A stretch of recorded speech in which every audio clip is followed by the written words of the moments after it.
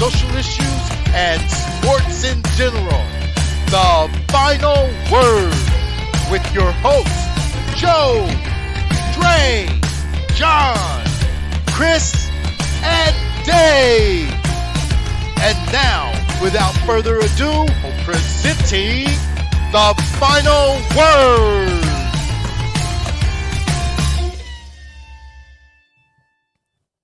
What up, folks? We are here. I know we've been off for a couple of weeks, and a lot has happened. We've had well, as you can see, Chris Ward is not here today. He took an FMLA day. A week. So we had a lot going on. We had the Hillsborough County All-Star game. What is it called? The Coaches Association game? Tampa Bay Basketball Coaches Association. Yep. Tampa Bay Basketball Coaches Association. We had that. We had the Tampa Bay Basketball Coaches Association banquet. Yes, sir. And TBBCA. That's right. And then we also had the first tournament at the Skills Center. So, John, talk to us about that. How was that? It was good, man. The gym isn't fully, or the building isn't fully open yet, but we were able to do the tournament. So it was just a good feeling to finally open the doors and get some teams in there. We had 60, if you count the girls, 65? 72 teams. So it was good, man. It was a good feeling to walk into a place where everybody, it's like home for everybody. So everybody knows your name, like cheers. I thought you about to bust out hey, that was everybody knows your name. But it was dope, man. Can't wait till we fully open and everybody can enjoy it. Everybody seemed to have a good time and they liked the facility, so it was a good time. That's what's up. So, Dave, what have you had going on in the past 2 weeks? So we, getting the tournament up and running with John, that was probably one of the longest weeks we had because we know how we're going to get teams in there, but it was a pretty good feeling. Then my team played in that, and then just a lot of stuff on the high school side. Coaches are trying to get ready. We'll talk about it later, but, coaches are looking at summer league, summer camps. I think a new focus around the FABC camp. So just trying to give some information to coaches around that. Now that there's only one live period before that for AAU, the attention around that's really changing. So that's all I'm doing, getting my team ready to hit the road, playing one more time local, and then we'll be on the road the rest of the season. So. All right, so for the folks on IG, this is our first time streaming on IG, but Torres, the feed kind of sucks. All I can see is everybody's elbow. Put some lotion on that bitch? I know, right? You know my elbows stay ash. That's how you keep them sharp. All right, so we don't really have an agenda lined up today, so we just go around with scissors. So, Torres, I sent you a bunch of stuff. Just pick one, and we'll just. Well, let me say something right fast though, man. Shout out to give my shirt, Torres. My shirt, bro. Shout out to Tyson Ward, man. Just won the Euro Cup. Was it yesterday? No, 2 days ago. Mm-hmm. So shout out to him. Paris basketball. So they won the Euro Cup. Moving forward, they're gonna be in the biggest and toughest league out there. So just if you don't know his story. Want to hear? Here you go. No, I'm joking. But he got an amazing story, man. So you got to follow this kid. True trust the process kid, living his dream. I mean, living a major dream, in my opinion. One of the best stories / professional career up to this point that I've seen a lot of people in Hillsborough County. Yep. So shout out to Tyson. And that's really where Chris Ward is, actually. He didn't take an FMLA. He went to Paris. Him and the wife went up there to support Tyson. Mm-hmm. All right. Take us to our first chatty patty. Hold on, give me a second. Uh-oh. Wait a second. Well, Dre, what you had going on, man? Hey, man, we just like the All-Star game, starting up travel ball season. Mm-hmm. Of course, the Tampa Bay Basketball Coaches Association banquet, which that was your first time going since going as a player. So what was your experience? I mean, it was cool. I mean, you had a lot of video. Yeah. Well, how much it was? What was it? $50 a plate? That's the first time it ever been $50. $50 a plate, boy. Hey, Was it Steve good probably food? he got a going away gift out of that. I mean, boy. the He food was. down. I mean, shit, the food was all right. They Steve wouldn't. did a good job though, man. Yeah, he did, but they wouldn't let you take nothing to go. I was like, shit, $50. Taking a plate. I'm leaving here with something. Right. Man, look, I ate about 5 cheesecake, but it was buffet style. I mean, it was $50. Glenn called me. He was like, yeah, man, Joe, what's going on tomorrow, man? Usually y'all put something in the group. He said, this brother came home today talking about they got a banquet tomorrow. So now what's happening now? So I started explaining to him what the banquet was. And I was just telling him, oh, okay, yeah, okay. So he was down with everything. And I said, now it's $50 a plate. He said, whoa, wait a minute, $50 a plate? I said, yeah, it's $50 a plate. Everybody got to pay, all the kids, players, everybody. And he said, hold on now. So he said, can I just come and not eat? Come for free? Yeah, it sound like me. I would did that too. Oh, boy, that was funny to me. Yeah, his text. Hey, but talk about that game though. You talking about the All-Star game, right? All-Star game, yeah. That was one of the better All-Star games I've seen. And what I mean by that, like they was really playing hard, in my opinion. So Yeah, They always they do. compete. Dre make them. yeah, it was good. It was good. You win or you lose. They can look at an All-Star game as an opportunity. I can't remember. Did you win or always say. lose? Huh? He blew the lead. Blew the lead. Since we've been competitive, I've lost. Y'all was up 20. See, this was Dre's secret before. He wouldn't tell the other team that he was gonna make his boys play for real, and then the other team would show up thinking it's like the All-Star game, like what they see on the NBA, and then he go out there and beat them by 50 and 60 points. He used to do it every time. You won like 7 in a row, didn't you? Yeah. But then he started being like, "Hey, look, we're gonna make them compete." You know what I mean? So he kind of put it out there. So now they. I mean, that's what they want to see. Like if y'all watch the HBCU All-Star game during the Final Four weekend, they get out there. Yeah, they competed. They good? got I didn't after see in the McDonald's I All-American was just game. about to say that. They I did. ain't see that neither. McDonald's did. was good. No, they got after it. Yeah, they get out there. That's how I like it. See, and a lot of it, I think we talked about it before, and the history of it was, the purse that you get for winning the All-Star game and the NBA was a big part of their salary. It was a big part of their salary if they made it to the All-Star team, and then if they won it, they got Right. extra incentives. So they used to fight for it to win. Now they just make so much money. They pretty much wipe their ass with what they get for winning the winning the All-Star game. Well, spitball towards getting ready. I didn't know this. So Dylan Mitchell is entering the NBA draft, but he's not signing with an agent. So he And can the keep, second time he did that? Yeah, he did it last That's year. him. Test And- the water, see where he's at. and now he's going to the transfer portal, which he did not do last He time. did not do that last time. So Well, let's jump right in on that. so now we're at 1,601 kids in. I mean, actually, let's check how many transfer portal had 1,600 this morning. Let's see how many are in there right now. I sent Torres the If you see Youngblood left Twitter USF Yep. Yeah. on to Alabama. Alabama So how many we got in the transfer portal? verbal commits. Let me check real quick. It was 1,600 this morning. Arkansas is the new Kentucky, huh? 1,600 plus. So I don't think we're at 1,700 yet. Wagner, they had about 4 people to decommit from Kentucky. 1,658. That's a lot of kids. 1650. Now how many got stuck in the portal last year? Like 400 or something or something. Last year was 5. I looked at it was like 42% that didn't. So That didn't get nowhere? Got stuck. they got stuck. Damn. Leave their school and think the grass is greener, and nobody picked them up. I actually called.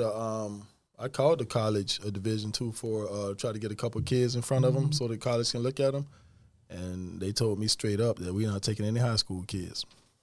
Because if you look at it at the Division II level, Nova kind of changed the game. Nova went and got 5 guys from the portal. Yeah. Whooped everybody's ass, went undefeated the whole year, won the national championship. All those guys went to Division I. Next year they bought 5 more in, went undefeated the whole year. I don't know if they won it They all. lost I think they went 33-2, but yeah. Right, something like that. Yeah. They're 60. Actually, they're like doing public math. They're 63-2 the last 2 years. This is my thing, though. Is it about the school / your best fit, or is it about the money now? Well, it depends. I think it's a little bit of both. So a lot of those guys that the Division IIs are getting, they're getting those like the kid at North Carolina that averaged like 5 points at UNC.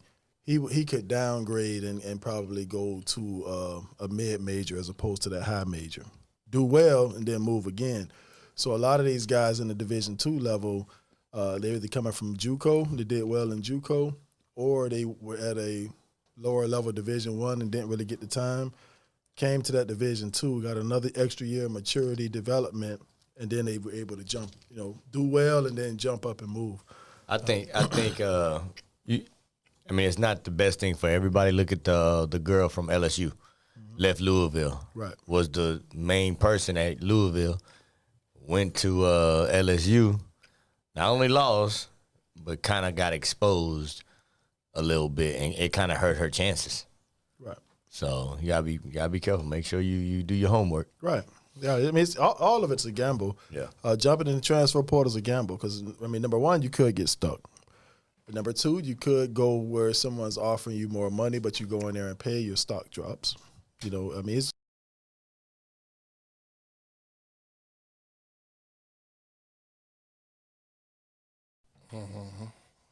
I agree. ready, Torres, for the first chatty patty? No, I'm having an issue. Uh-oh. Hayes said people used to get mad at him because when he coached, he won both games by 20.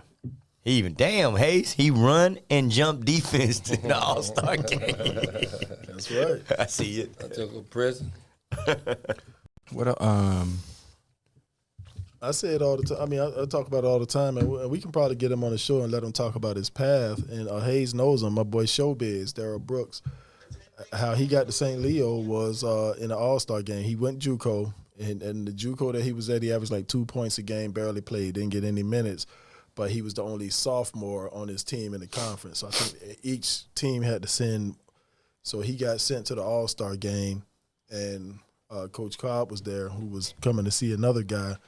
And he did his thing in that All-Star game. Coach Cobb signed him, and he was at St. Leo. Started 2 years at St. Leo, and had a pretty nice finish to his career, but all from an All-Star game. So Also, shout out to George Kimball. Yep. Eastern Kentucky, right? Correct. Eastern Kentucky University. So Yep.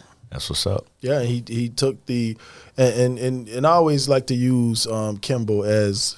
And a lot of these guards should use Kimball as the measuring stick. How do I measure up as a senior guard in Hillsborough County to George Kimball? Now, George Kimball went to Eckerd. You know what I mean? So he went to Eckerd, did what he was supposed to do, Right. jumped in the portal. Now he's going, mid-major Division I, which is a big deal, and with 3 years of eligibility. So now he's in a situation that he can go there and cook, and then he can jump up to Carolina. You know what I mean? Depending on what he does there, it's a lot of opportunity for him. So, and that's what people don't. People turn their nose up at schools, and look, getting in any school is key as a player. I don't care if it's D3, Right. JUCO, Division Especially I, coming Division straight II. out of high school nowadays. Exactly. Yeah. Exactly. Getting in any school is key. Yeah. So that's a fit for you. Because right now, I talked to a couple of coaches now. We ain't looking at no high school kids right now until that portal closed. Right. And if you and kids, I challenge you guys. What's the name? What is the portal name on Twitter? Verbal commits.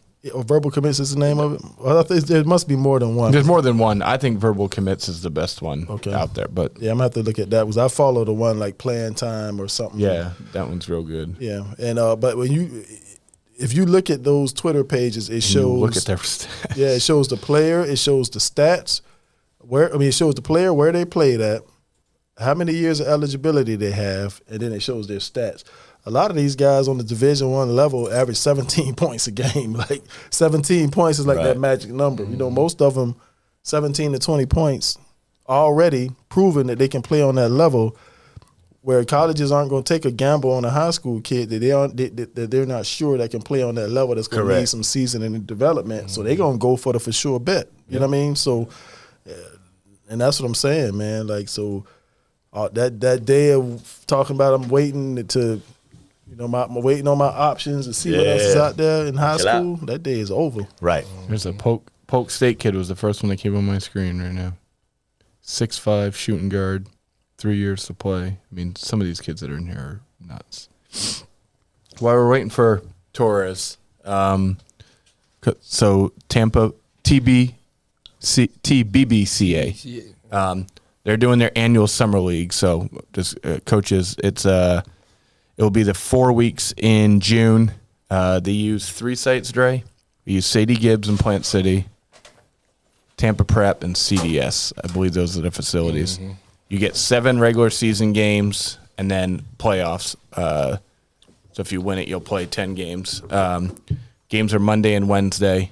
You need to get your check to Todd Price by May 1st.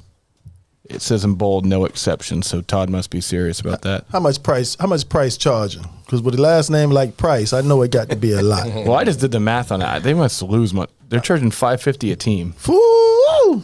But $550 for how many games? so every 7 plus playoffs. That's good. Inflation. That's a good deal. 7 That's plus a good playoffs. And you got real referees. Carry the one. Man. That's a good deal. For 10 games? With a name like And you Todd got Price. real referees. And you using 3 facilities. What's a real referee? Don't what? You got to What? So 8 times, how many games would that be? 8 times 24. 8. Everybody times plays in 20 that? But divided by 2. So I don't do public math, but if you got 8 quarters, that's $2. Right? That's pretty good. So though. you That's pretty good. That's with Tampa right there, boy. So last year there was 26 teams in it. Wow. And they did 3 divisions for playoffs, which was the first year that they did it. I'm not sure whose idea that was. It was mine. But they took the top 8, one tier, 9 through 16, second tier, and then 17 through 24, and then did championships. And they only go, I like it because it's Monday, Wednesday, doesn't interfere with your team camps on the weekend. And now this year, it won't interfere with any of the Scholastic Live periods, which is the last 2 weeks in June this year. Scholastic. Go ahead with the big word. Which every school should go to at least one of those weekends. I'm not saying you need to go to both, but you need to do one. And not even if you don't. That's the FABC stuff? The FAB, Scholastic, that's their non-AAU team. The ones they do in Gainesville, Dre. Remember Scholastic Sports America? Was y'all on Yeah, that? I remember that. Oh, yeah. Were y'all on that? That's the first time I saw Chris Webber on that. That's the first time I seen Jason Kidd.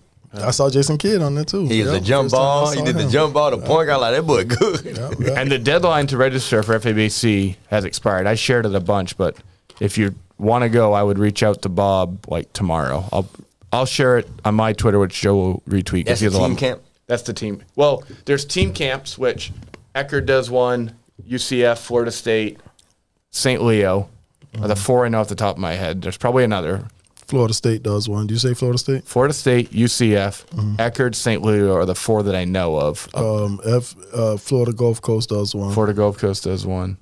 Who else? I don't think Florida does. I know USF was, but then I just heard that. Florida used to. It was a big one that Jerry used to go to every year. I don't know if they still do. And then team camps is where you can go and get like 5-6 games in as a team and play in front of, you play probably in front of the coaches from that school. Now sometimes those schools, if they have a good relationship with like And call somebody else. junior college, they'll come there and watch it. So That's cool. Yeah, any chance you can get to play in front of the coaches, I would say take it. Yeah. Because you never know what could come about. I know Brandon Giles at Polk was telling me that he had 3 kids on his roster that came from that camp last year. And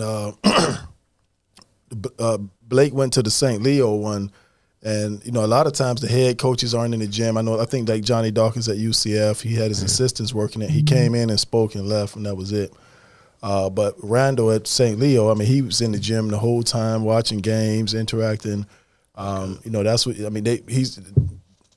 they really take it seriously, and those are the only 2 that I had a chance to see. I went to Eckerd 2 years ago. Coach Gillespie's pretty strategic. He'll put the teams he wants. So they use the 2 courts at their facility, and then they use 2 off-sites. Right. It's pretty smart. He puts the players he wants, like Lakewood, when they had all those kids, they played on that court. he was interested in Will then, so he had Will. Like, you can also pick the kids you want to watch, right? And have them play right in front of you. And, we played against Lakewood that game, and Will played really good, which helped, So you get it. If you're interested in that school, the coaches are going to be up front. And I think Brian actually has, I might text him, but I think Brian had like a couple Division IIIs from New York come down, which is where he's from, and he played up there. He had some D3s that come down and said, hey, you might want to come look at these, which you never know. Joe says it, you never know who's in the gym. So So we got all these high schools don't have coaches. Are they able to get in these summer leagues? Or is it going to be too late by the time they get hired? Might be too late. Might be too. I mean, summer league. I'll text Willis, but I think they're. You know this? Are they capping it at 24 this year? Because 26 was too. Are they capping it at 24? I think. I so. haven't heard anything. Like if you don't have a coach right now, shouldn't the But you still athletic have director? If people, some teams playing both, you still have the XBL league Yeah. that plays during the summer also. XBL, you got the Hoop Vibe League. Yeah, But Jake's doing his in the fall. He doesn't. That's right. He does fall league. He doesn't. do summer league. He doesn't do anything. And I don't know. I haven't thought XBL, but I Yeah, heard but these XBL team was. camps Yeah. are like y'all say, the coaches are really gonna be right there. Correct. That's what I'm Yeah, saying. That's they're in important. there. That's what you want to do. Right. So if a school doesn't have a coach right now, the athletic director should be setting up all this stuff. No, They should. They should in the perfect world, but I mean, a lot of it's that's what you would do if you was in that role because you actually care. But I mean, a lot of it is just like how many schools we got left no coaches. I was gonna go. Is not priority. The priority is trying to fill these teacher vacancies. Correct. And the athletic positions to take care of themselves. How many coaches left? I'm going right now, and the public schools. I mean, when I grew, like we had our own AD. That's all we did was an athletic director. Right. Hillsborough County, and Dre, you should talk on this more than. But they're an assistant principal first, athletic director second. So Oh, I know that. They got a lot of. They might as well be the principal. Gotcha. They deal with everything except academics. the athletic director yeah, does. I didn't know we that. don't have a dedicated athletic He director in the does county. everything except academics, buildings, teachers, athletics. Athletics is a job by itself, but We're going to take a quick break. All right, we're gonna take a quick break. Got to pay some bills. just go pay some bills. Welcome to the here. weekly podcast that Chit keeps chat. it real about youth sport, social issues, and sports in general. The final word with your hosts, Joe, Dre, John, Chris, and Dave. And now, without further ado, presenting the final word.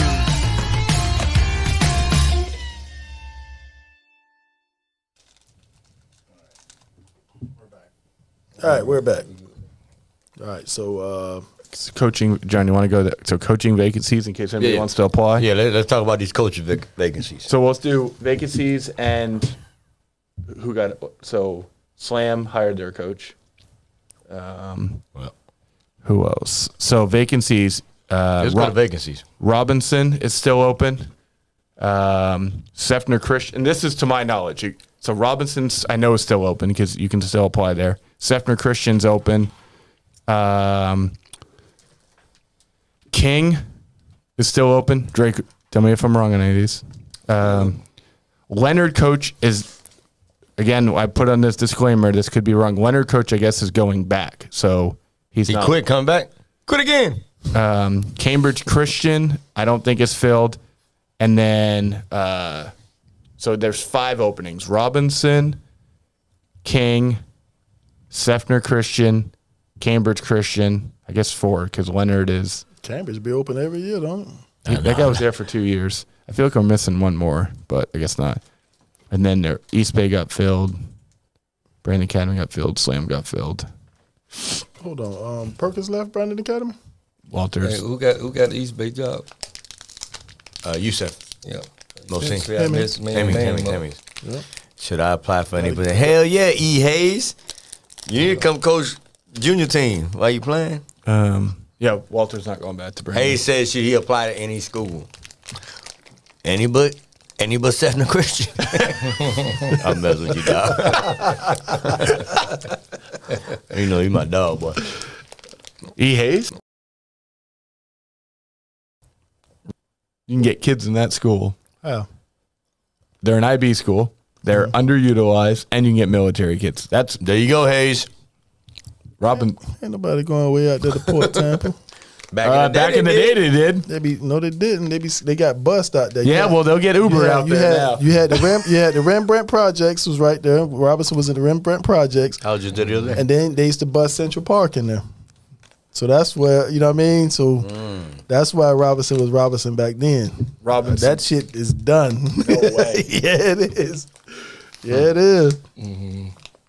What other schools out there? I mean, Cambridge, you can get kids in, I would think, because it's private. Right? Where's Cambridge Christian? Cambridge is It's in in a- Havana, right? Yeah, Yeah, west in the west. It's like in between, like It's west. Tampa in the Prep club. and Jesuit, right? In that weird. It's right over there behind where Tampa Bay Mall was, over in there. It's in the cut. Yep. Out of the 4 openings, Robinson, King, Sefner, Cambridge Christian. Get players in King. It's centralized. It's right there. King can get players in. Yeah. What about the transfer portal in high school? When we gonna see some movement? We saw some saw him. already. We saw Jacob Douglas. He Yeah, we did transferred see and that. went He to, already left already? yeah, Yeah, he- ESPN did it. Did you see he it? had a whole press conference, man. He going to He North did Tampa like- Christian. He did like an image with an ESPN alert. It's actually Oh, pretty right. clever.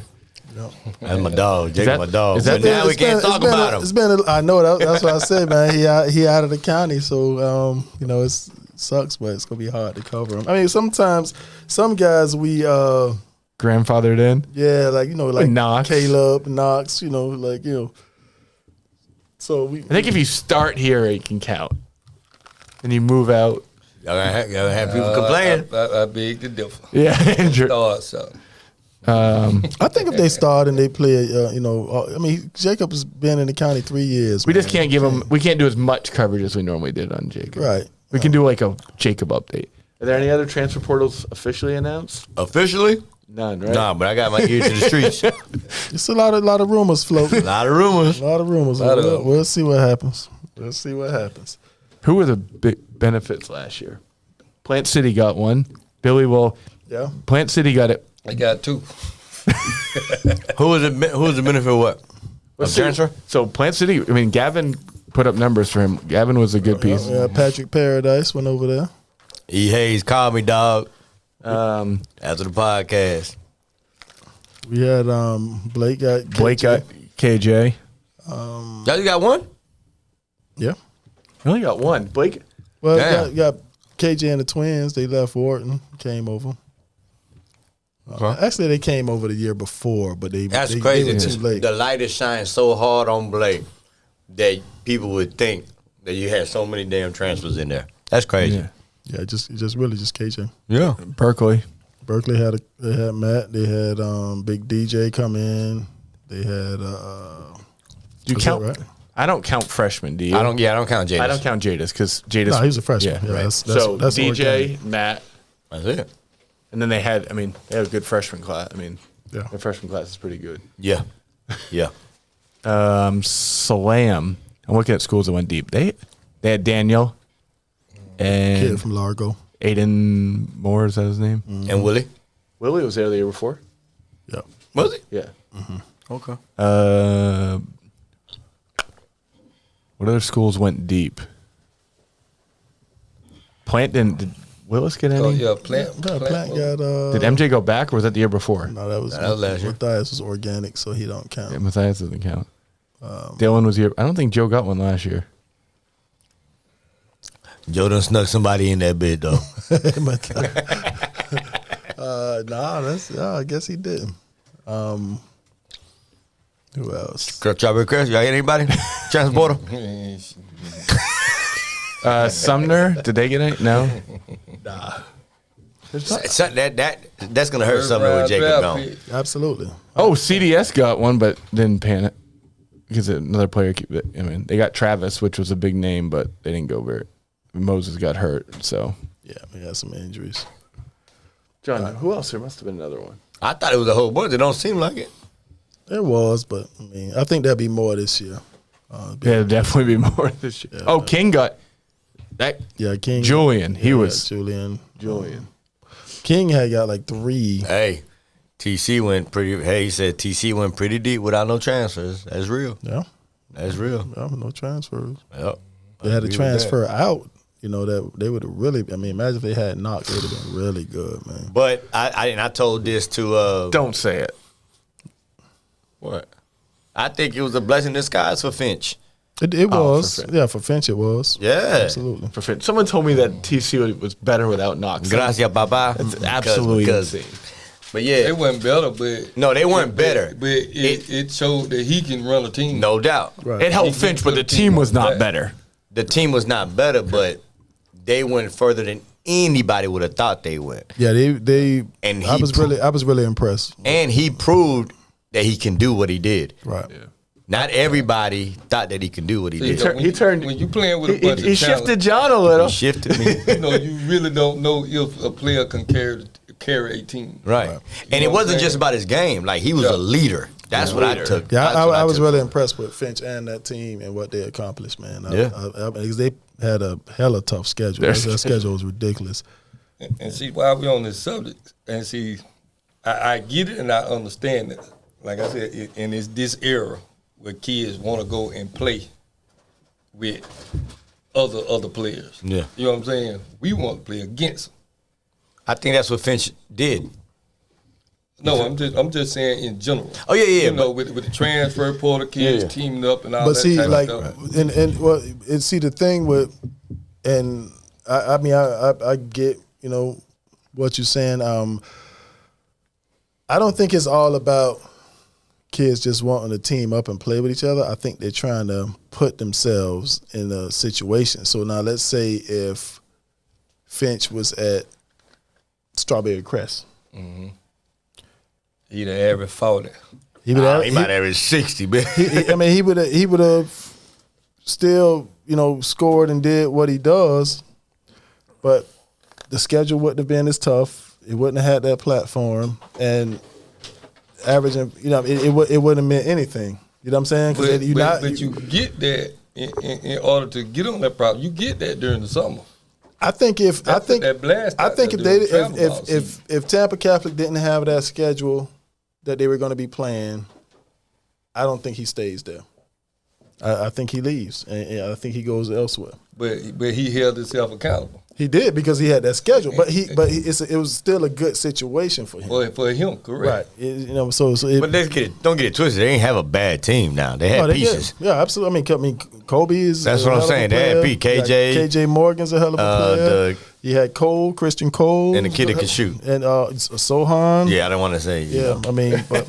Yeah, I catch myself. Right, yeah, but I mean, they had a good little team, man.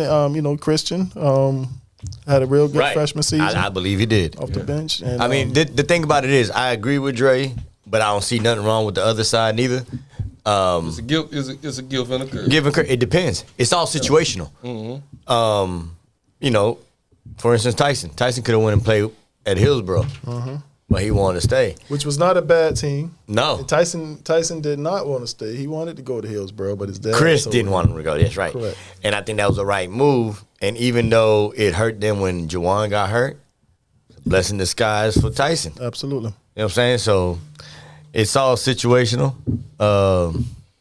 You know, some it works and some it won't. It don't work. I mean, we talk to coaches all the time, and they talk about it. Like, they don't want to see a player at a bad school scoring a whole bunch of points, playing not meaningless basketball. They not even gonna come see that. Ain't nobody coming to see that. But TC being able to get out there and compete and playing that schedule they were playing, and him putting up the numbers that he was putting against that schedule, and they're in those games because they didn't get beat. A lot of the games that they lost were really close. Like, they had Edgewater beat. You know what I mean? I was there. Like, that game went to overtime, double overtime. He scored 42. You know what I'm saying? So, and that's meaningful basketball. But scoring a whole bunch of points on a bad team, like, nobody's gonna come to see that, and that don't mean anything. Coaches coming to gyms in high school unless you have a draw. But they'll see it, I guess, in the stats wise and who they played. And the schedule they played, they're every night they're playing against teams that have guys that coaches are coming to see. So he was on that platform Right. all year. So just say you would just say Finch is at Strawberry Crest, and he playing against Blake, and he put up same numbers or even better numbers against. Hopefully there's some coaches at that game. A better team. Right. Yeah. Hopefully there's some coaches at that game. But so it could be like I said, it could be a gift and a curse. But majority of the recruiting is during the travel ball season. Yeah. That's just where the game ain't changed, but that's where the recruiting game is. Right. But and again, also too, Finch has the luxury of playing on the Florida Rebels. He's playing on a high profile team that plays the politics. You know what I mean? Like, the majority of the kids in this area aren't playing on teams like that. So if they're not going to get that same platform, correct. You know what I mean? So they got to put themselves in the best situation possible. And sometimes that means teaming up with guys that coaches are coming to see, or teaming up on a team that can go out and play some meaningful basketball with other guys that coaches are coming to see. I mean, you gotta do what you gotta do. Right. You know what I mean? Because you look, with this transfer portal and all this stuff, this NIL and coaches pretty much being able to bid and buy their own team on the college level now. Right. You can't leave no stone unturned, man. But don't players have to be real with themselves? Oh, 100%. You may be the man on one team, right? But then I decide to go team up and go with somebody else. Now my minutes is cut. I'm on the bench. This is what happened to the girl that went from Louisville to LSU. So, like we was talking earlier, like Mount Verb. Right. You know, all those kids really don't. They're on Mount Verb team, but Caleb Gaskins. I mean, we were talking about Caleb Gaskins. I mean, he's number one. Yeah, he's top 2 to me. I mean, that Alex Costanza kid, and he's pretty damn good. I was really impressed. All right, so 1 and 2. But they're 1A, 1B. He doesn't like get off the bench. Yeah. At Mount Verb? He's number one. I didn't see him. I didn't see him play. He didn't play a minute. Yeah, but they had. Yeah, they were stacked. But if you said you're number one 2026 and you don't play, but some people say in practice, exactly correct. You know what I'm saying? You're going to begin. Everybody. You're going to begins what 10 NBA players, right? And you have coaches at every. Mount Verb has coaches at every practice. Right. You're going up against those guys every day, so you're getting better against those guys. And he's still, even though he's not playing in the high school games, he's still getting that exposure in practice as a sophomore. They see that he's a sophomore with his size, skill set. Who does he play for? Travel. Knight Riders. So he's sitting there paying his dues. He's paying his dues. He's waiting his turn, but he's getting that individual work. He's getting all that work off the court.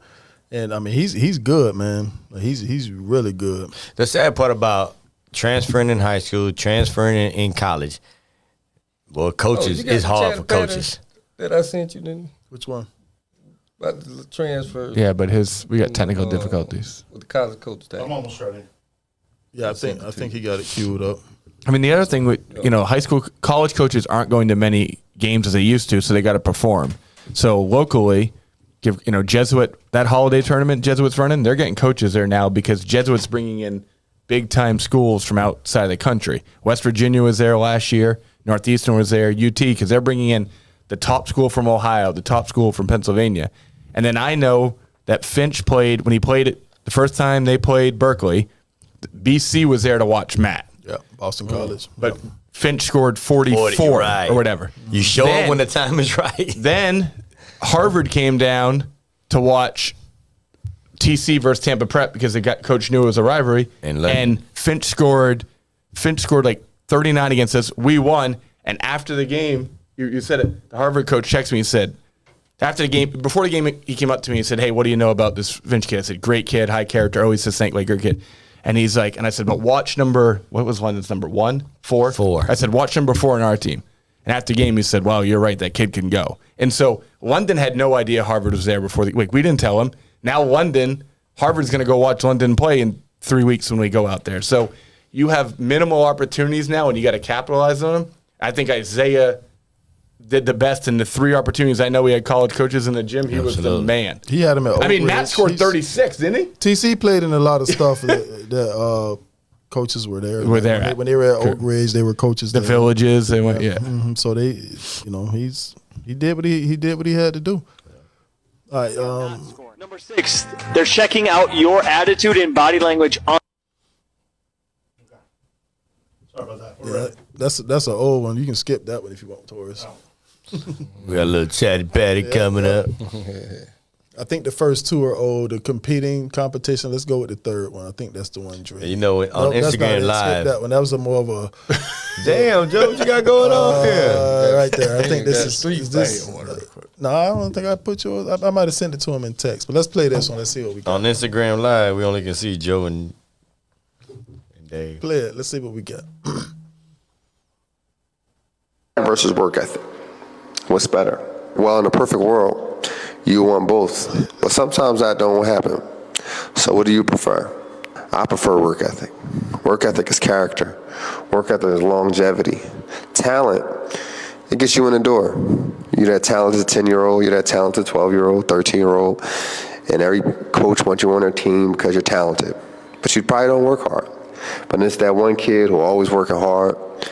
He always the first in the gym, last to leave. And then over time, he becomes better than the talent. He lasts longer than the talent. I'm going to take work ethic over talent. Let's continue to think elite and work together. Welcome to Score Society. All right, so Dre, I think you sent that one, right? Yeah, I sent that. All right. So talk to us. That's a true statement. And that goes back to where I think we talked about this before. I mentioned it before. A lot of kids that were good in elementary and middle school that were, just dominating, eventually plateaued out, and you don't hear nothing else about them when they get up in high school. Or a kid that just relying on talent. Like he said, it just gets you in the door. But it does not speak for your character. Right. Your work ethic really speak for your character because, it's life lessons. You know what I'm saying? If you want something, you got to work for it. And some people are just gifted. Some people have both. If you got that work ethic and talent, can't nobody stop you but you. Right. I was talking to a group of Skill Center employees, new employees. Ramon Harris is one of them. And you know how many people are out there that can hoop in a pickup game, but then you throw referees out there and they don't look the same, or you throw team basketball, they don't look the same. So to me, I agree. Like it has to be, you got to have work ethic. Of course you need talent, but you got to have work ethic bigger than talent, in my opinion. Because once you come in between the lines and the rules and regulations and team aspect of it, one person can't be five. So and I've seen it. So I definitely agree with that statement for sure. If you look at, and this was back, and there's a documentary out about it now, Shea Cotton. So you look at Shea Cotton and Kobe Bryant, and Kobe's talked about it. God bless the dead, but he's talked about it. He was like, "Are you better than everybody at a young age because you're bigger and stronger than everybody? You mature, or are you better than everybody because you're more skilled and you out? You know what I mean?" So, at the young age, and we see it with when it was each one teach. When you see it with the middle school and the elementary ages, they'll grab the kids that are big now early, right? Have the coordination and pick up their skill set early. They'll grab them kids early so they can and they'll beat the crap out of you. Yep.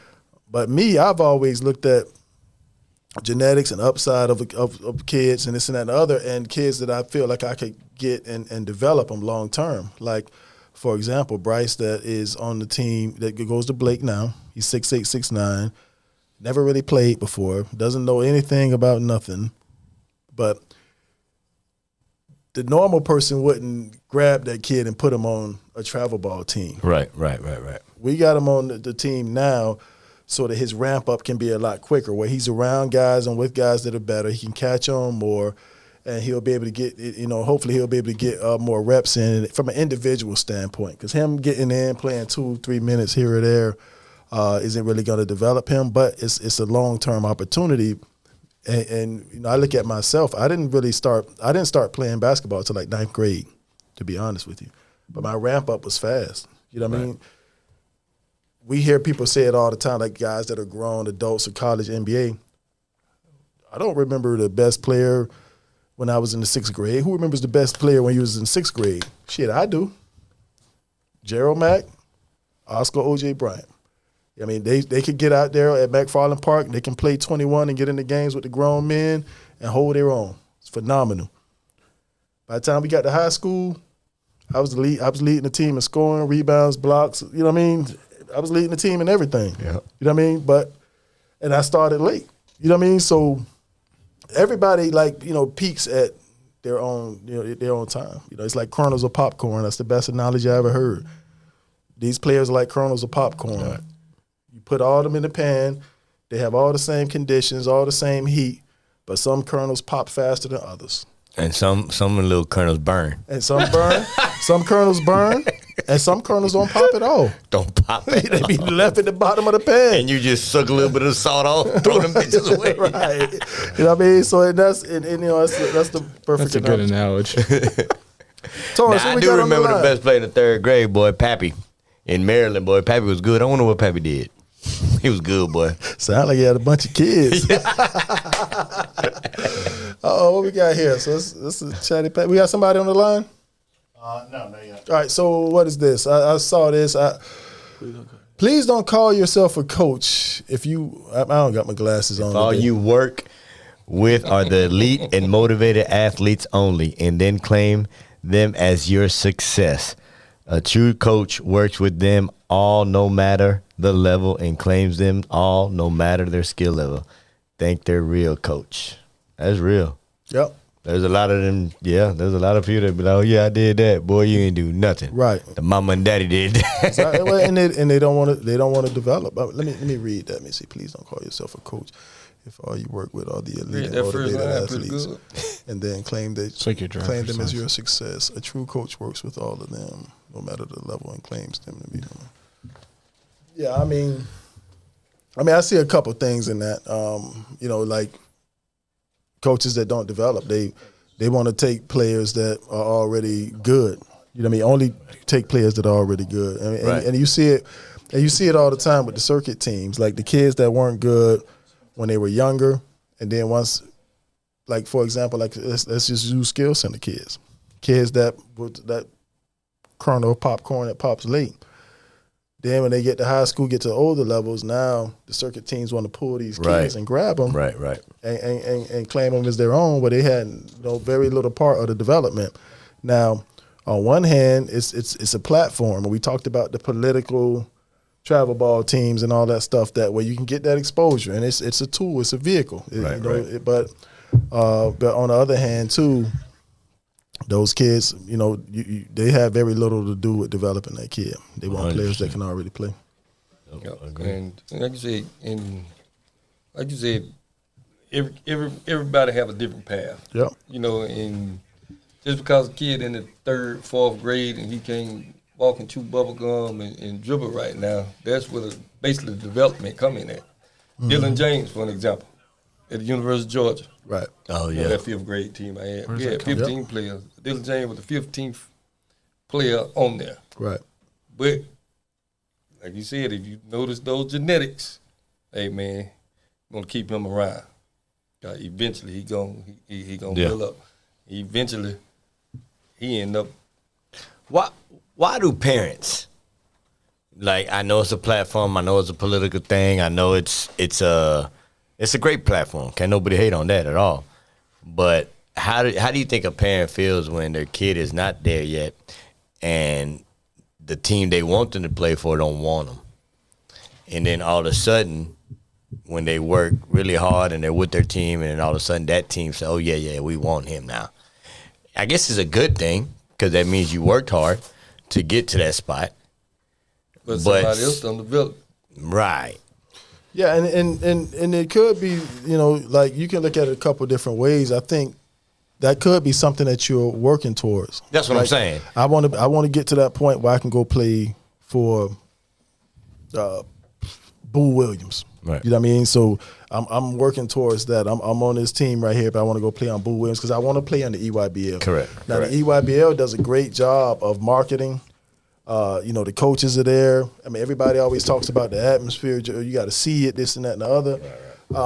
And I can see a kid wanting to work up to get to that. And it's limelight because it's the it's the popular thing to do. You know But what I the mean? key word, you said work up to get there. Correct. Not, I ain't put the work in, I want to go here. Now I got cut. That ain't gonna happen. Nah, You know what I'm saying? definitely not. All right. So when I talked about the best players in the 6th and 7th grade, do I know who they are? I'm just talking about the ones that was in Carver City, West Tampa area. Now we got I want to say an Ybor City Eagle that was also very good on the line right now, Mr. Eric Hayes. Were you an Eagle? Damn, Tora. Did he hit me? I hope I don't got to run through that whole thing again because I don't even remember what I said. The Eagle. That you said that the only players you were talking about come from Carver City. No, I ain't see that. I ain't see that. All right, so John, we was arguing about something, debating about something earlier, and I was saying save it for the podcast. What was that? What were we talking about? I don't know. We debate a lot. Yeah, we did. I hear some chatter. I hear some feedback.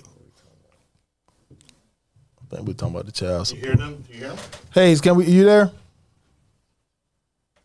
Nope, I don't hear anything. Hey, can we hear them? I hear me.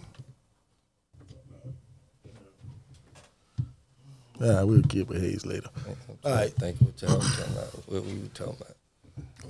We were debating before we came in here today, weren't we? About something too. Yeah. I know we talked about. I think we were talking about child support and stuff like that earlier. Not that one of us would be. Oh yeah, about the prom. About the prom. Your Oh, prom. the prom, yeah, the prom. Oh hell, yeah, I'm gonna be on child support. Grad About the bag. damn prom. Grad bag. Yep. He said child support. What about you? So hey, but you say don't mention it. Yeah. You gonna be in trouble. So Let John talk.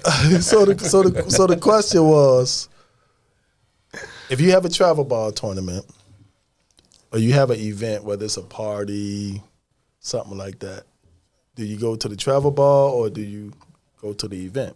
What do you do? Like grad bash. Or a dance, grad bash, a middle school game. I've been in every situation. Prom. Trying to set you up. Though. Nah, I mean I'll talk about it. I'm not afraid. Me personally, I've been in coaching where kids had prom during a basketball tournament. I've been in where we're at a state and the kid has a middle school game. Middle school. Let me say that again. Middle school. Then I had a situation where there's a dance. That was the only practice though. And then a situation about that the final big event for 8th grade.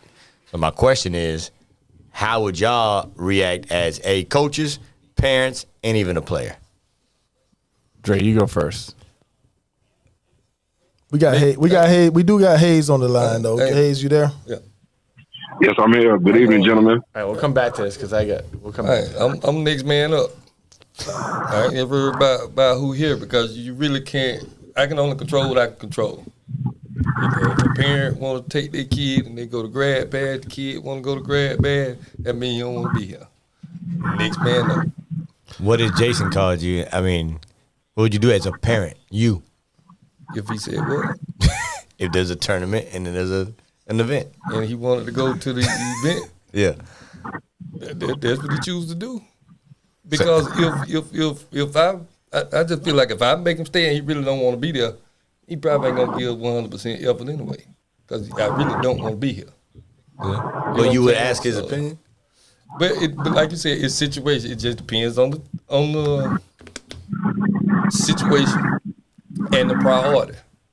So just say if it's an 8th grade prom or what have you. Man, 8th grade prom ain't nothing but a damn dance. Never even heard of an 8th grade prom. I'm just saying, but he really wanted to go. You only get one 8th grade prom, but it ain't gonna. Wait, hold on. Is that a Florida thing? 8th grade prom? I've never heard No, of I don't think it's a prom. Yeah, I know we Junior just has an use that 8th as grade an dance. example. Yeah, Junior has an 8th grade dance it. coming Okay. up. Yeah, Because I do think prom's different. And he, shit, me. See, I'm living in the glass house, and it ain't gonna make him I'm gonna say what I said earlier. So I'm living in the glass house. So my senior year, I had prom, and we had a travel ball tournament, and I didn't go. I choose to go to prom because my sister was living in Houston, and she was like, "I'm gonna buy you tux and all that." And so she sent money down for that. So I didn't want to risk missing it when my sister did that for me. So Coach Philon was a travel ball coach. They was like, "Man, look, Joe, we'll have Bone drive you up. You can play the game. He'll drive you back for the prom. He'll pick you up in the morning and bring you back." Yeah. And I was like, "Nah, man." I stayed and I went to prom and did not go to the travel ball tournament. And we lost the Team Florida, Vince Carter and all that. We lost the Team Florida. We lost by 6 without me and Damon Smith didn't show. I don't know if Dame went to prom or what, or why he missed, but How many points you think you would have scored? look. If I would have went to the tournament, I would have scored because I damn sure ain't score at the prom. But I was home by 11 o'clock. Did nothing. Well, fine. Can I chime in? Can I chime in if you don't mind? Go ahead and chime in. So Hayes. now you thinking about it, so that's why you mad. I should have went. I should have went to the game. What you got, Hayes? All right. Well, I'll use example. For me, example, my junior year, I was playing for Team Florida. Right. And, during that time, AAU Team Florida was like, we had 4 big AAU teams in the state. You had Team Florida, you had Team Orlando, you had the Jacksonville Doctors, and Suncoast. Yep. Those are the main AAU teams in the whole state of Florida. Correct. What the kids now would call a circuit. Right. Those like the Florida Rebels, those type teams, Team Nike. Mm-hmm. So I had advanced in track. I had advanced to the state finals in the long jump and the triple jump. Mm-hmm. So that weekend we had, we didn't have a tournament. It was like back then, you didn't have a lot of AAU teams, but what they would do is get like high school teams and we would play against them. Right. So we were in Clearwater. So that Friday night, or Friday when I got out of school, my parents took me over to Clearwater because we had practice at night because we were playing that Saturday. Mm-hmm. I had practice. I practiced with the team that Friday night. My dad came and picked me up Saturday morning, drove me to Orlando because that's what the state track meet was in. And I participated because I didn't want to. I had a chance to be a state champion, or I thought I might have a chance to be a state champion. I didn't want to let down my team. So that Saturday, my dad took me over because my dad is real big on loyalty. So even though I was doing both, you were loyal to this track team, before this AAU team, track was not my major sport. So I went over and I participated in the state track meet, the long jump and the triple jump. And my dad, came over. It was over, like I said, over at Showalter Field. Not Showalter, I think, over in Winter Park. And, I placed like 5th in the long jump and a triple jump. I didn't finish. And part of it, I think, to this day, because I went and practiced and played that Saturday night, I think I could have done better in both. No, but because your ass ain't had no bounce. Right. I didn't have that I normally had. You know what I'm saying? So we had a game that Saturday night. My dad picked me up, drove me back to Clearwater, and I never forget. I got out the car, the game was about to start, and I'm in the locker room putting on my shoes, and guys, some of the guys on the team there, they were like, "Man, you got sand all over your legs." I don't think they realized where I had gone or what I was doing. They knew I went to a track meet, but I don't think they knew I don't think I ever told them what events I was doing, stuff like that. But I came back and I had sand all over my legs for playing. So it's not that, my parents made it so I could be back and kind of do both. But they also saw that it was like a chance for me to, I got a chance to be a state champion, because everybody doesn't make it. So I had to do the semi, I had to do the preliminaries, then I had to do the finals for both the long jump and triple jump. And then my dad, our little raggedy Nissan Sentra drove me back as quickly as he could. And I remember literally getting in the gym and it was like 3 minutes on the clock. And I ran the locker room and put on my uniform, and then I still had sand on my legs because, on the way back from the track meet, I was asleep. So, I don't think, sometimes, if parents are willing to make the sacrifice to help their children achieve certain things, then that's great. But at the same time, yeah, would Team Florida have liked me to be there? They didn't balk upon it because they knew it was the state championships. And I don't think if I had chosen to go play basketball, my high school track coach might have been a little bit, but I think he would have been willing to do it because he knew that Eric, basketball is his thing.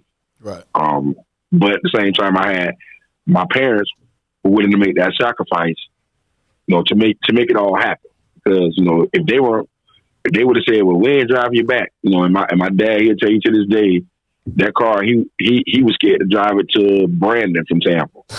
Right. But he drove it all the way to Orlando, stayed with me at the track meet, then he drove me all the way back from Tampa to Clearwater at 50 miles an hour, but we got there. But it goes into what parents see what's important. At the same time, the children or the boys and girls, they have to let it be known what they really want to do. Right. And my parents knew what I wanted to do, so they made sure that I was able to do it. Gotcha. I agree.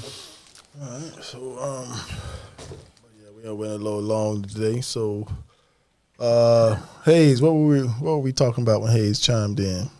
Where he gonna coach at? Oh yeah. Something else. You know anything, Hayes? You applying for anything, or you good at TC? I thought about doing some, applying for some stuff. Still thinking about it, but at the same token, I think that it's a situation now, or maybe it was time for me to sit back and learn some different stuff than what I was doing, and to better myself as a coach before I become a coach. Sometimes we have plans and we have things we want to do, but God had a different plan for us. And I think this is one of the situations because I hadn't even told my wife. Things going on at Sefton, I felt like they were trying to push me out, and I told her, "No, I ain't gonna let them push me out. I ain't doing nothing bad. I ain't doing nothing wrong." But at the same token, at some point, God said, "Look at man, you hard head, so I'm gonna do it for you." And so that's why I'm at the point at now. I know I still love the game. I know I still coach the game.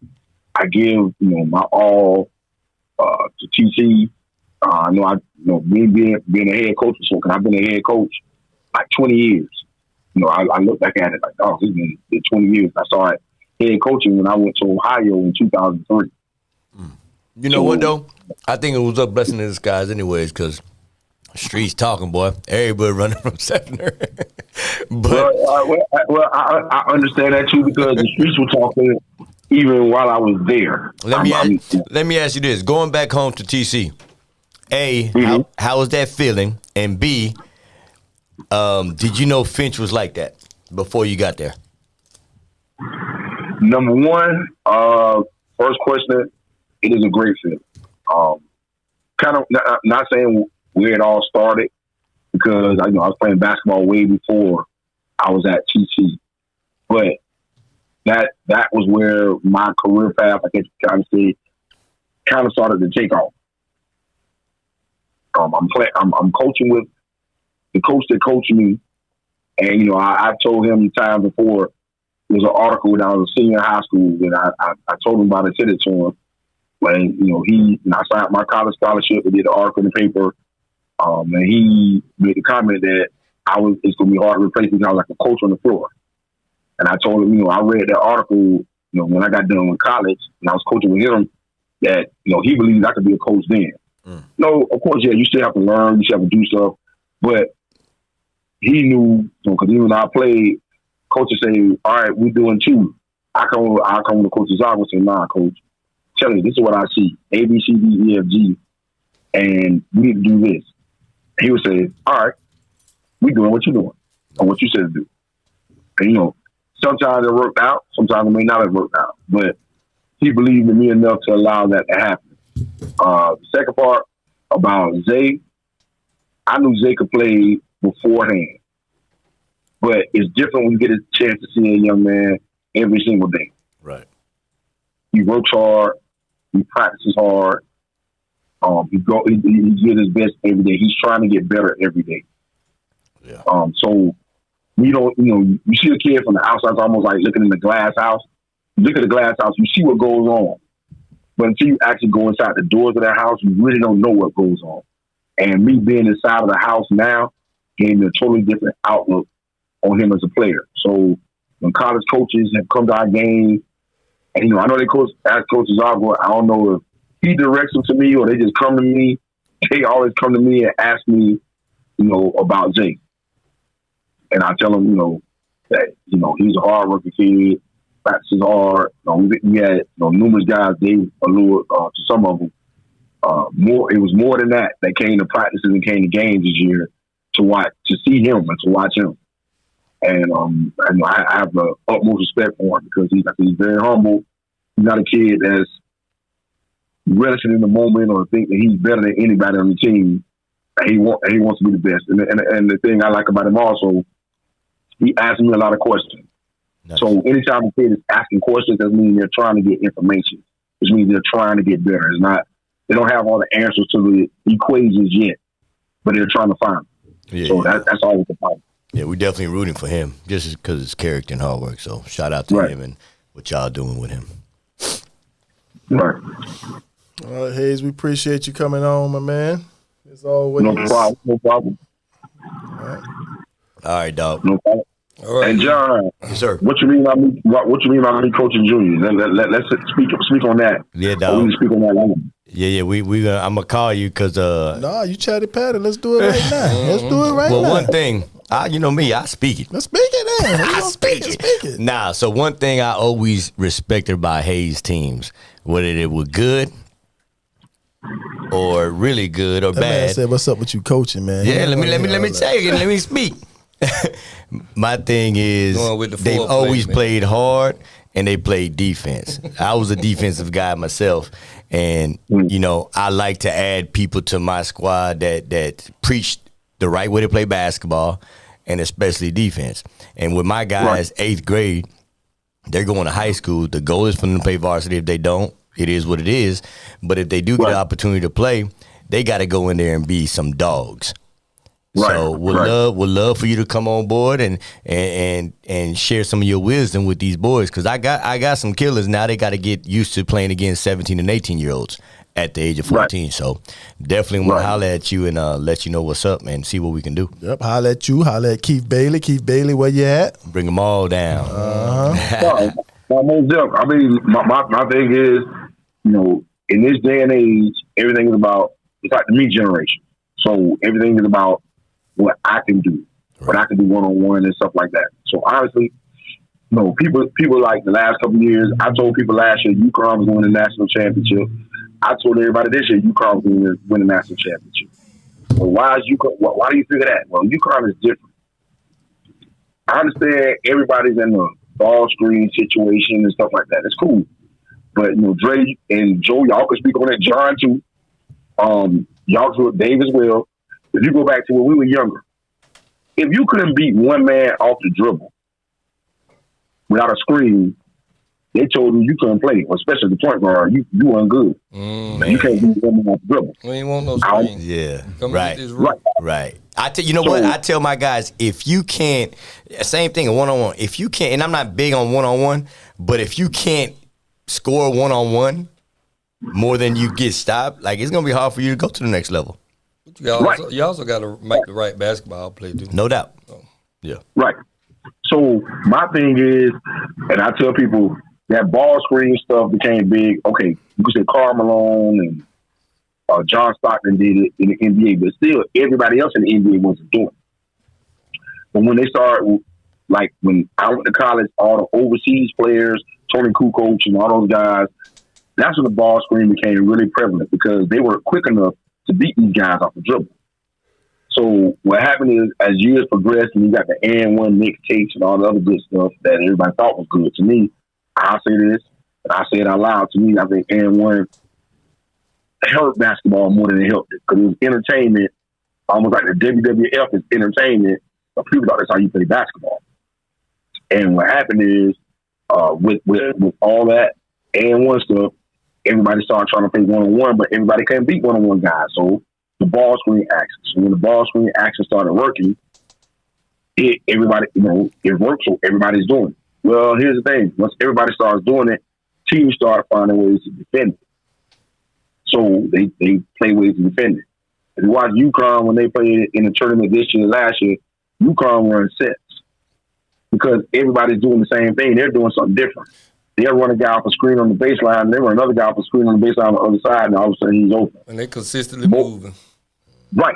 So, and the thing is, because guys are trying to stop this ball screen action, they are teaching how to fight through screens, how to go around screens, how to read and react. Right. They're not teaching that. So it's all about, all right, you just watch the ball screen, you watch the guy when he drives off, if he drives and he kicks the ball, you go back, if not, you step over and help. It's not really basketball the way it was. UConn, and I give that to the Hurley, all he's doing is coaching the same way he was taught to play by his dad. Right. And it's different from everybody else. So everybody wonders, well, why does UConn win by 20 points every game? Well, because on offense, this is what they do. And on defense, everybody's asked to lock up. And I ask people all the time, like, one of my buddies, he's a real big UConn fan. I said, name the UConn 5-star. He couldn't do that. Because there's no guy that stands out as the best. It's just, he's a first round or lottery pick. They may have a lottery pick or two, but he can name 2 or 3 stars, but he can name all 5. Right. I'm like, you a UConn fan, and you watch UConn all the time. How can you not name all 5 stars? Hey, Because they play. Let me ask you something. Go ahead. What this got to do with you coaching John team? Well, I'm just messing with you, man. No, I'm gonna tell you what it has to do with coaching John King. Lord. No, I'm telling. I thought we gave Ward vacation. No, the reason. What I'm saying is the reason why I say what I say is because I'm different than what everybody else is used to. I'm a different type coach. I'm going to teach you how to play. Meaning, I'm not just going to teach you how to, on defense especially, not how to guard a ball screen. I'm going to teach you how to play. Well, what if the screen comes this way and this happens and this happens? I'm going to teach you to think ahead. I'm going to teach you to think beyond what you see. I'm going to teach you to think next play. And I think what happens is now, a lot of these kids, because all right, there's a ball screen, they don't think next play. Because they figure, here's the next play. And I come over and help. Well, I stay here and he drives. That's not thinking the next play. But if they run a double screen this way, and then the other guy who set the screen, they set the screen for him to come on the other side, that's not thinking next play. You're thinking just the initial play. So for me, I'm a different type coach, and I teach kids a different way and try to get them to think a different way. And to me, I feel like that's teaching them how to play. Because that's how I was taught. And that's what I try to convey to all my players. How long do your post-game speeches be? My post-game speeches usually last anywhere between 30 to 40 minutes. and 20 minutes. Depending if they win or lose. Well, you are. Nah, we in definitely the 80s out there was an interview. Yeah. Hey, we just got to the job, bro. Nah, They're gonna turn the lights off in here. We're gonna get together soon. They do. I got you. Can't get Tori, you got to get a red light for calling. They do. So I'm gonna say this. To me, I see me as a coach. I'm more of a teacher. Our coach job is to put you in the best place to be successful. So when I put you in a position to be successful, we're unsuccessful.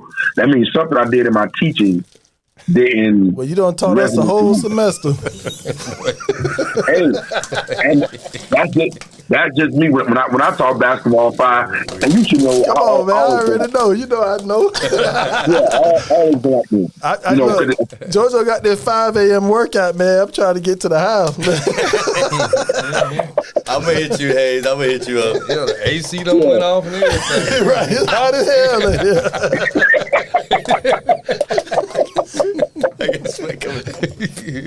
No, I didn't mean the whole job of Jimmy, but I appreciate the opportunity to speak.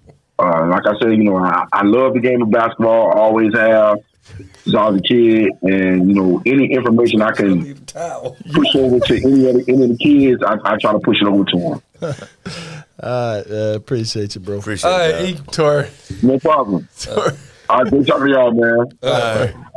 All right, later. Hey, let me ask one question because Can you picture him in John's huddle? John be like, shut that. it's my turn. John's got 9 coaches. Have to call another time. Call 2 times. I ain't done. Time out. What you about to say? Nah, so real fast. How many? And I think I asked y'all before, but I don't think we finished. How many kids in Hillsborough County have committed this year? That's what we were talking about. Yeah, that's what it was. D2 or higher? Or D3? Just, I guess all for right now. I don't know the answer to all. I know About how many? the kid from Brooks DeBarlo. He just the Mills out. Yeah, he going to Air Force, right? Wyatt One going to Mills out. from Brooks. Yeah, I think Yeah, he he played on. played on your team. Did he play on my team? He went this year. Yeah. No, he was on. He was on the other team. He was on the West Squad. Yeah, Philadelphia. Wyatt His Richardson. coach's son. Yeah, Wyatt. He Yeah. going to military school, right, or something. I thought he was going to Millsap. Mills out. What's that? Oh, it's not a military school. Vision. Yeah, I don't know. Because it got an M in it. No, I could have sworn. I thought I could be mistaken. I thought he was going like the Air Force or something. Like that. Therefore, it's hard to get in. But real talk, how many do we have? Or just say D2 and up. D2 and up that I know. You got Daniel McGregor, Ramon Seals, Nate Boachi. I'm going to forget somebody. Someone's going to be mad. That might be all right now. D2 and up. D2 and up, only 3? Give me a second. Oh, no, that's not Hillsborough County. I was going to say, what about my boy from Williston? All right, no.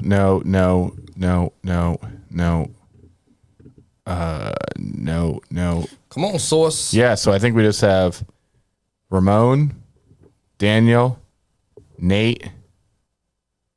Wyatt? I think that's a D3 school though. Okay. And we have like 8 that are going to D3 schools. So total about 12, 11, but D2 and above is 3. D2 and above is 3. Gotcha. And there might be some. I've heard. It'd be interesting. I've heard rumblings that Delgardos might go to a D2 in North Carolina. That's what's up. So, but I haven't heard anything about that. And who else? There's one other kid. Yeah. I guess that's all. I feel like we might be missing one. If we miss one, I apologize. But yeah, 3. Next year was the one I said would have the most. 24? No, 25. 25. That's not next year. Next year is 25. This is 24. I'm bugging. Damn. You right. No, they ain't do public math in Puerto Rico. We're Germany. Germany. Torres, we just want to throw those up real quick. People can take a screenshot. So here's a couple of the team camps that we knew about that I was able to find their flyers or their link. This is UCF's. Bunch of different dates on there and cost. They can go take a screenshot. FSU team camp. That one's really well done. They get schools from everywhere. This one's really good. What's the cost of this one? Just out of curiosity. But you get a ton of games, and then they do a bracket play on Sunday.